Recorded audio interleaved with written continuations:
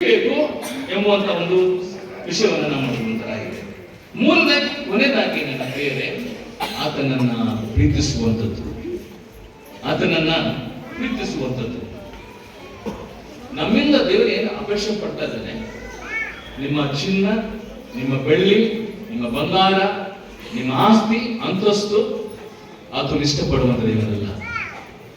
ಕರ್ತನಲ್ಲಿ ನನ್ನ ಪ್ರಿಯರೇ, ಮೂರದಾಗಿ ನಾವು ನೋಡ್ತಾ ಇದ್ದೇವೆ ಅಂತ ಹೇಳಿದ್ರೆ, ಆತನನ್ನು ಪ್ರೀತಿಸುವುದು ಎಂಬುದಾಗಿ ಹೇಳುವಾಗ ದೇವರು ಮಾನವನಿಂದ ಬಯಸುವಂತ ಒಂದು ಕಾರ್ಯ ಏನಂತ ಆಗಿದೆ ಅಂತ ಹೇಳಿದ್ರೆ ಪ್ರೀತಿಯಾಗಿದೆ. ದೇವರು ನಮ್ಮನ್ನ ಅದನ್ನು ಪ್ರೀತಿಸಿದ್ದಾನೆ. ನಾವು ದೇವರನ್ನ ಪ್ರೀತಿಸಬೇಕು. ನಾವು ಪ್ರೀತಿಸಬೇಕು. ಆಗ ಎಲ್ಲ ಆಶೀರ್ವಾದಗಳು ದೇವರು ನಮಗೆ ಕೊಡ್ತಾನೆ ಎಂಬುದಾಗಿ ದೇವಾಕ್ಯಗಳಲ್ಲಿ ನಾವು ನೋಡುವಂತರಾಗಿದ್ದೇವೆ. ನನ್ನ ಪ್ರೀತಿಯ ದೇವ ಜನತೆ, ಇದು ಇಸ್ರಾಯೇಲ್ ಕೊಟ್ಟಂತ ಅತಿಶಯವಾದಂತ ಶ್ರೇಷ್ಠತೆ. ಆತನ ಪ್ರೀತಿ ಬಹಳ ಅಮೋಘವಾದಂಥದ್ದು ಆಗಿದೆ. 2025 ವರ್ಷ ನಿಮ್ಮ ಸಂಸಾರಗಳಲ್ಲಿ, ನಿಮ್ಮ ವೈಯಕ್ತಿಕ ಜೀವನದಲ್ಲಿ, ನಿಮ್ಮ ದಾಂಪತ್ಯ ಜೀವನದಲ್ಲಿ ನೀವು ಆತನನ್ನ ಪ್ರೀತಿಸಬೇಕು. ಕರ್ತನಲ್ಲಿ ನನ್ನ ಪ್ರಿಯರೇ, ಆತನನ್ನ ಪ್ರೀತಿಸುವುದು ಬಹಳ ಪ್ರಾಮುಖ್ಯವಾದಂತ ಒಂದು ಸಂಗತಿ ಆಗಿದೆ. ಹಾಗಾದ್ರೆ ಭಯಭಕ್ತಿಯಿಂದ ನಡ್ಕೊಳ್ಬೇಕು ಈ ವರ್ಷದಲ್ಲಿ. ಹಾಗಾದ್ರೆ ಆತನ ಮಾರ್ಗದಲ್ಲಿ ನಾವು ನಡೆಯಬೇಕು ಈ ವರ್ಷದಲ್ಲಿ. ಹಾಗಾದ್ರೆ ಈ ವರ್ಷದಲ್ಲಿ ಆತನನ್ನ ಪ್ರೀತಿ ಮಾಡ್ತಕ್ಕಂಥದ್ದು ಬಹಳ ಪ್ರಾಮುಖ್ಯವಾದಂಥದ್ದು. ಕೊನೆಯದಾಗಿ ನನ್ನ ಪ್ರಿಯರೇ, ಆತನ ಸೇವೆಗೆ ನಮ್ಮನ್ನು ತೊಡಗಿಸಿಕೊಳ್ತಕ್ಕಂಥದ್ದು.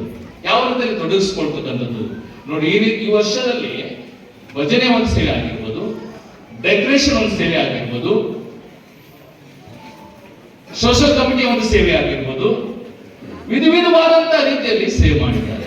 ಹಾಗಾದ್ರೆ ಆತನ ಸೇವೆ ಮಾಡತಕ್ಕಂಥದ್ದು ಬಹಳ ಪ್ರಾಮುಖ್ಯವಾದಂತಹ ಒಂದು ವಿಷಯವಾಗಿದೆ ಪ್ರಿಯರೇ. ಇಸ್ರಾಯೇಲರು ಈ ಲೋಕದಲ್ಲಿರುವಾಗ ಅಲ್ಲಿ ನಾವು ನೋಡ್ತೀವಿ ಅಂತ ಹೇಳಿದ್ರೆ, ಮೋಶೆಗೆ ಹಲವು ರೀತಿಯ ವಾಗ್ದಾನಗಳನ್ನ ದೇವರು ಮಾಡಿದ್ದಾನೆ. ಅಲ್ಲಿ ನಾವು ನೋಡ್ತೀವಿ ಅಂತ ಹೇಳಿದ್ರೆ, ದೇವರು ಮೋಶೆ ಮತ್ತು ಇಸ್ರಾಯೇಲನ ಅರಣ್ಯದಲ್ಲಿ ನಡ್ಕೊಂಡು ಹೋಗುವಾಗ ಅವ್ರು ಒಬ್ಬರಿಗೊಬ್ಬರು ಪ್ರೀತಿ ವಿಶ್ವಾಸದಿಂದ ಸೇವೆ ಮಾಡಿದ್ರು. ಒಬ್ಬರಿಗೊಬ್ಬರು ಆತ್ಕೊಂಡ್ರು.